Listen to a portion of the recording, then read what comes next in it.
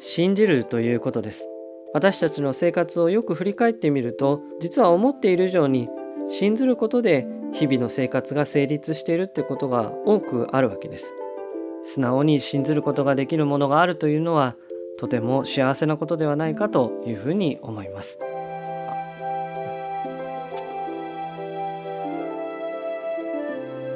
はい、皆様こんにちは。法華経の話第38回です。先週まではとっても暖かかったのですが、今日はなんだかすごく肌寒い、そんな一日です。急に寒くなったりしますから、体がびっくりしています。それでは本日の内容です。前回はかなり足早ですが、大事な部分をいくつか説明をいたしました。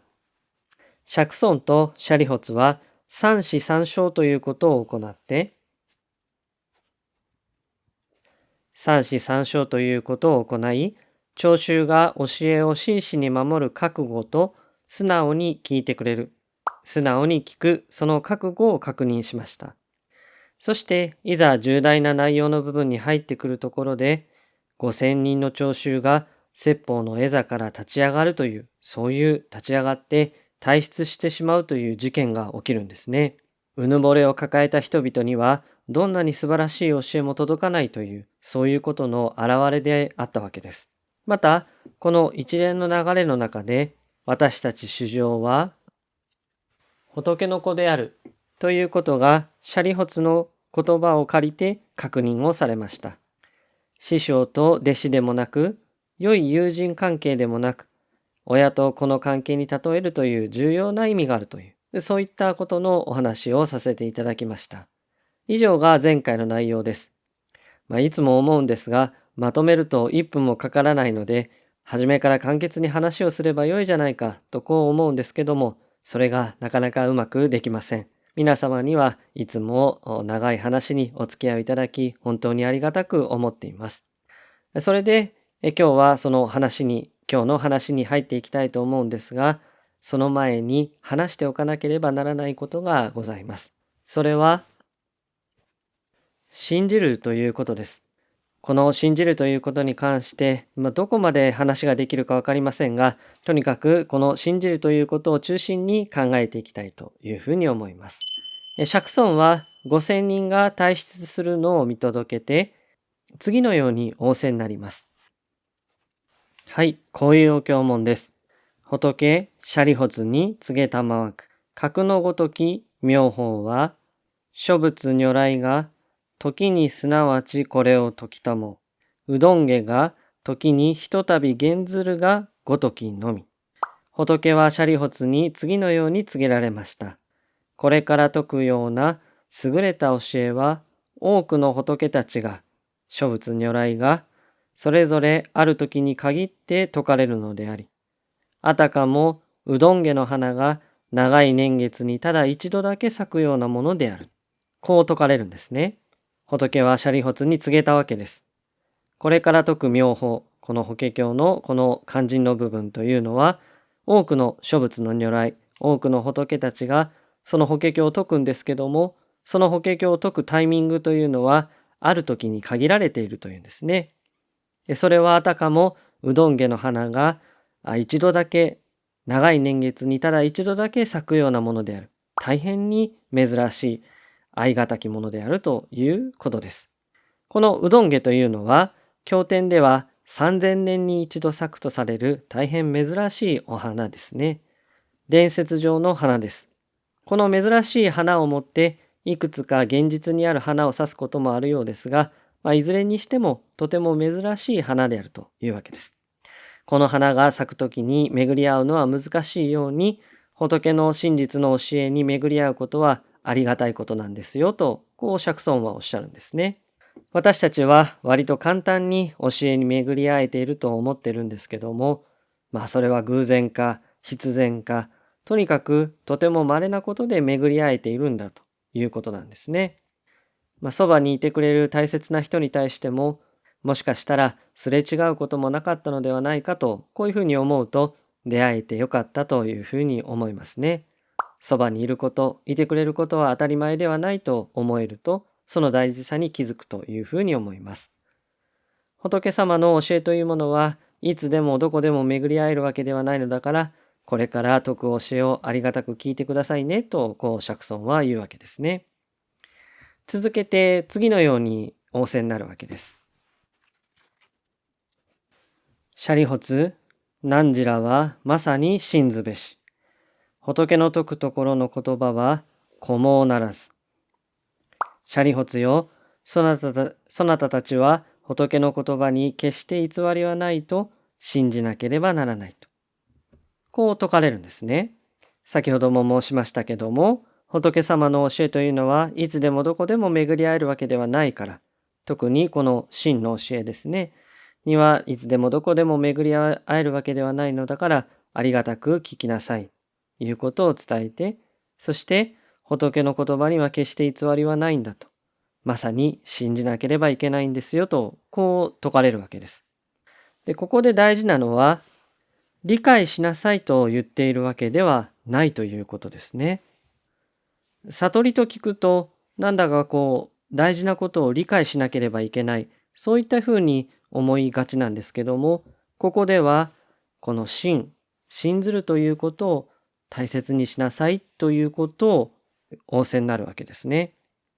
理解ではなく、信だということですね。この法華経では、理解する、下するということよりも、信ずるということをとても大事にします。でも、ただ信じなさいと言われると、盲目的に信じなさいと言われているようで、少し怖いと感じる方もおられるのではないかなというふうに思います。宗教界隈でもここ何十年の間で、いろいろなことがありましたし、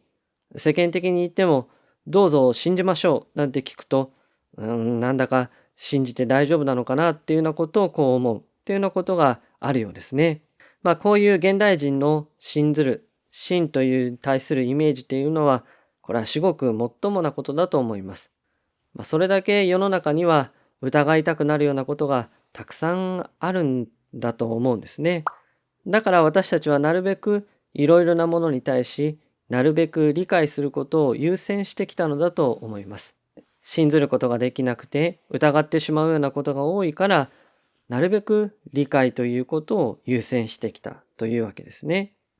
自分が納得できれば、自分が理解できれば、それから信ずるのでも良いであろうと。そういうスタンスで私たちは日常を過ごしているようなところがあるんだろうと思います。しかし、私たちの生活をよく振り返ってみると、実は思っている以上に私たちは理解することより信ずることで日々の生活が成立しているってことが多くあるわけです。例えば私たちは薬を飲みます。その薬がどんなもので、どんな効用があって、どんな風に作られているかなんて、これを完璧に理解しているっていう人はなかなかいないと思いますね。お医者さんを信じ、薬を信じて、ある病気に効くと、そうやって信じているから服用をするわけです。車を運転するなんていう時もこれに当てはまると思いますね。車を運転する方も車の仕組みが全て分かっているから車を運転するわけではありません。安全に動くということを信ずることができるから運転っていうのことができるわけですね。それから人間関係もそうです。お互いの全てを理解しているかというとそういうわけではありません。でも相手は自分に危害を加えない安心した関係でいられると信じているからこそ人間関係っていうのは成立するわけですね。このように頭で理解するから物事がなせるのではなく、多くの場合には信じているから物事がなせる場合が多いんです。そのことを私たちは忘れがちなんですね。ですから仏様も特にこの法華経では信じるということをとても大事にしなさいということを仰せになります。そもそも仏教というのは仏になる、成仏するための教えです。辛いこと、苦しいこと、迷い、喜び、悲しみ、そういったものを乗り越えるにしろ、受け止めて生きていくにしろ、仏になることで乗り越えたり受け止めたりすることができる、そういった教えが仏教なんです。そのために私たちは学んだり修行をしたりするわけですね。でもそのうちに最初の本来大事にすべき目的が失われて、理解することや学んだり修行したりすることが優先されるようになるわけですね。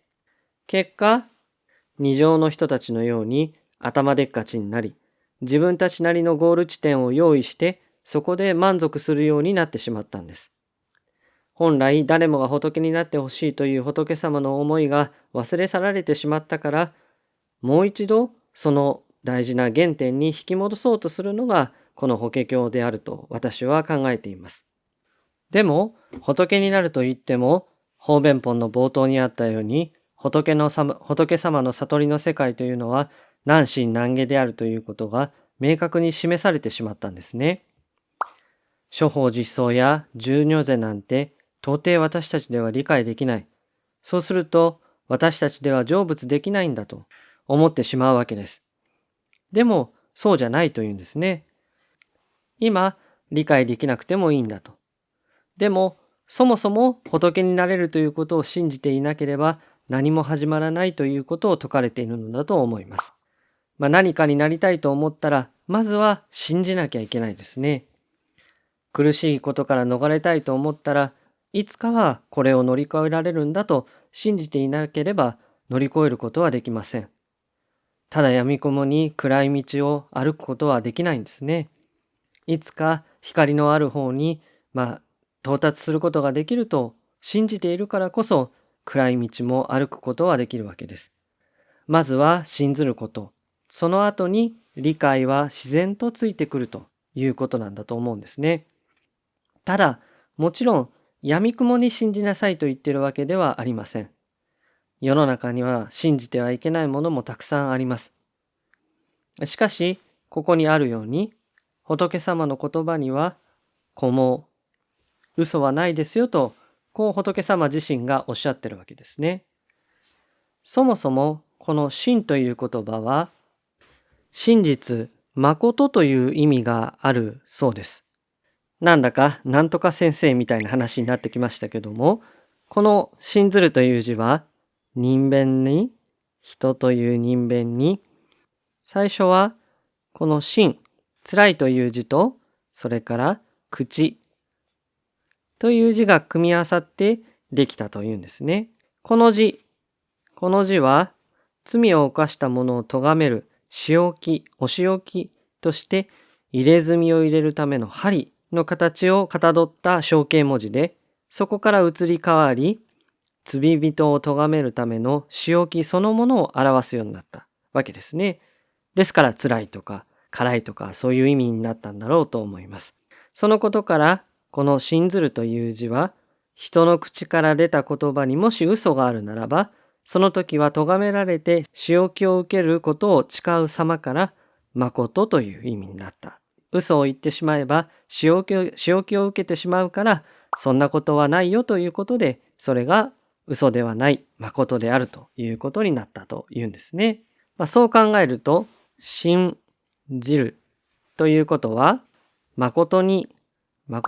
寄り添うそういうふうなニュアンスとして受け止めることができるのではないかなというふうに思います。ですから誠ではないものに寄り添う必要はありません。そういったものは疑われても当然だと思うんですね。でも仏様の言葉には嘘はないんだと。そうであるなら疑ったり理解ばっかりを優先するのではなく真を大事にしなさいというそういう教えなんですね。でこれを釈尊が知恵第一の舎利発に伝えているというのも大きなことだと思います。知恵第一ですから他の者どもよりも理解することには大変長けてるわけですね。でもその舎利発が理解ではなく真を持つということが大事だということを受け止めるわけです。後に比喩本という法弁本の次の第3章ですけども、比喩本では中根の二乗と呼ばれる方々が舎利発ですら真を持っていることを得たんだ。言わんや自分たち親とこう宣言されます。知恵第一の舎利発ですら真を持って成仏ということを掴んだんだと。自分たちも同じく信ずることをもって成仏を目指しますというそういう宣言ですね。信じるということが前面に押し出されると少しいぶかしいものを感じるかもしれませんが、法華経において非常に大事なあり方なので、そこは少しでも受け止めていっていただければというふうに思います。信ずるということは本当に大切なことだと思います。特に先ほども申しましたが、人間関係、子供たちに向かってという時には信じるということが大事だと思います。まずは何より信じてあげなくちゃいけないんですね。ついつい疑ってしまうようなことがありますが、信じてあげることでそこから育まれていくこともできると思います。確かに現代というのは信じるということが難しい時代になりました。それだけ誤った情報や疑いたくなるようなことが多いんだと思います。でもだからといって信じるということを捨ててはいけないと思うんですね。この世には確かに信ずることができるものもあるはずなんです。なかなかそういったものに巡り合えることは難しいわけですが、それでもあえて言いますが、信じることは大切です。世の中、疑うことばっかりが多くなってしまった、そういった時代になってしまってますけども、信ずることで見えてくることもたくさんあると思うんですね。この法華経でも、後には世の中の乱れや人間の乱れっていうようなことが説かれていきます。そういったものを目にしたり耳にしたりすると、私たちはなかなか信ずることができなくなる、そういったことがあると思います。でもそういったことを説きつつも、この法華経ではやっぱり信が大事だと言うんですね。それは私たちが生きていく上で信が欠かせないものであるということを示しているのではないかとも思います。そう考えると、私たちにとって幸せとは何ですかと聞かれても、なかなか答えが難しいわけですが、一つあるのは、素直に信ずることができるものがあるというのは、とても幸せなことではないかというふうに思います。さて今日は信じるということを中心にお話をしてきました。この法華経においてはこの信がとても大事な要素となりますので、これ以後もまたこの信についてお話をしていきたいと思います。ぜひ信ずるということに関して考えるきっかけにしていただけたらとも思います。次回は仏様がこのように出現する理由について釈尊が説く場面です。釈尊は一大事の因縁のゆえに仏というのは出現すると仰せなんです。たった一つの因縁のために仏はこのように出現すると仰せなんですね。それは衆生を開示誤入させるため、